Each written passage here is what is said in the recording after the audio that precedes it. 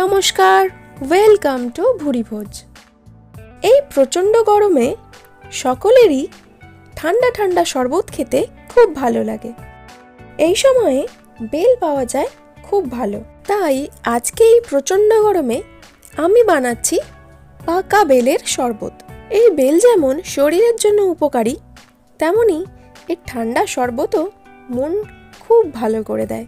এর জন্য খুব বেশি কিছু লাগছে না, শুধু একটা পাকা বেল আর সঙ্গে একটু চিনি আর নুন, ব্যাস। তাহলে সময় নষ্ট না করে শুরু করে দিই। একটা বেল নিয়ে প্রথমে এটা ফাটিয়ে এর ভিতর থেকে শাঁসটা বের করে নিতে হবে। এই যে এই শাঁসটা আমি ভালো করে একটা চামচের সাহায্যে বের করে একটা জায়গায় রেখে দেব। বেলের এই শাঁসটা যেমন শরীরের জন্য উপকারী, তেমনি এর আঠাটাও শরীরের জন্য খুবই উপকারী। তাই এর পুরো শাঁসটা নিয়ে ফেলার পর দানাগুলো বেছে একদমই ফেলে দেওয়ার প্রয়োজন নেই। পুরো বেলের শাঁসটা খুব ভালো করে বের করে নেবার পর এটা হাত দিয়ে প্রথমে ভালো করে মেখে নিতে হবে। প্রথমে একটু জল দিয়ে পাতলা করে নেব, তারপর এটা ভালো করে ছেঁকে নেব। মাখাটা যত ভালো হবে, ছাঁকাটাও কিন্তু ততটাই সহজ হবে। ভালো করে মেখে নেবার পর এইরকম ছিবড়েগুলো একটু তুলে ফেলে দেব। এবার একটা ছাঁকনির সাহায্যে এটা ছেঁকে নেব। একটু একটু করে ঢেলে নিয়ে হাতের সাহায্যে ভালো করে ছেঁকে নিতে হবে।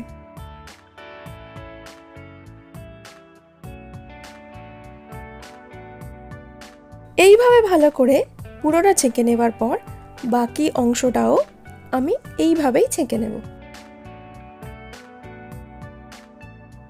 বেলটা খুব ভালো করে ছেঁকে নেওয়া হয়ে গেছে।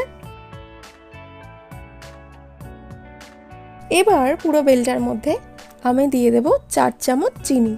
চাইলে আপনি চিনিটা কম বা বেশি ব্যবহার করতে পারেন। আর দিয়ে দিলাম 1 চামচ বিট নুন। এখানে নর্মাল নুনও ব্যবহার করতে পারেন। এবার এটা একটা চামচের সাহায্যে মিনিট খানেক মিশিয়ে নেব, যাতে এর মধ্যে নুন আর চিনিটা ভালো করে মিশে যায়। এবার এর মধ্যে দিয়ে দেব 2 চামচ লেবুর রস, আর দিয়ে দেব 1 চিমটি ভাজা মশলার গুঁড়ো। লেবুর রস আর মশলা যদি হাতের কাছে না থাকে, না দিলেও হবে। এবার এটা খুব ভালো করে মিশিয়ে নিতে হবে। বেলের মিশ্রণ খুব ভালো করে রেডি হয়ে গেছে। এবার শুধু এটা ঠান্ডা জল আর বরফের সঙ্গে সার্ভ করতে হবে।